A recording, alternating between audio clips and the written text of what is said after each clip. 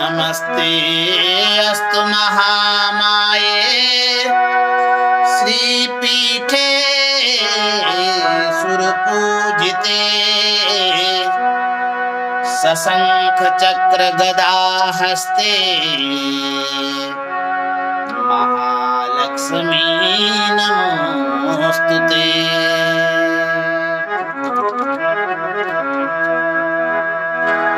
नमस्ते गरुडारूढे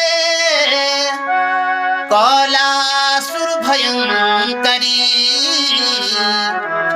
सर्वपापहरे देवी महालक्ष्मी नमोस्तुते। सर्वज्ञे सर्ववरदे सर्वदुष्ट भयंकरी सर्वदुख हरे देवी महालक्ष्मी नमोस्तुते। सिद्धि बुद्धि प्रदे देवी भुक्ति मुक्ति प्रदायनी मंत्र पूते सदा देवी महालक्ष्मी नमोस्तुते।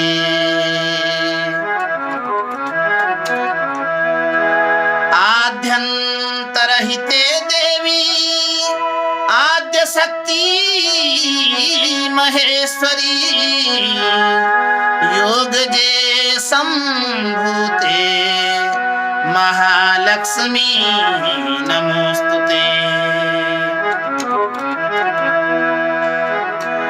स्थूल सूक्ष्म महारौद्रे महाशक्ति महोदरे महापाप हरे देवी महालक्ष्मी नमोस्तुते। पद्मासन स्थिते देवी परब्रह्म स्वरूपिणी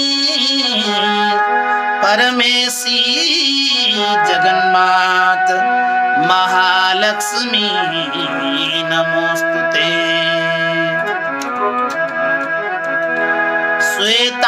श्वेतांबरधरे देवी नानालंकार भूषिते जगदस्थिते जगन्मात महालक्ष्मी नमोस्तुते।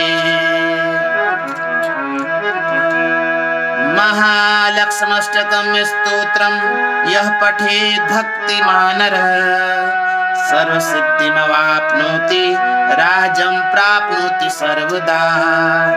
एककाले पठे नित्यं महापाप विनाशनं द्विकालं यः पठे नित्यं धनधान्य समन्वितः त्रिकालं यः पठे नित्यं महाशत्रु विनाशनं महालक्ष्मीर्भवे नित्यं प्रसन्ना वरदा शुभा। इति इन्द्रकृतं महालक्ष्म्यष्टकं सम्पूर्णम्।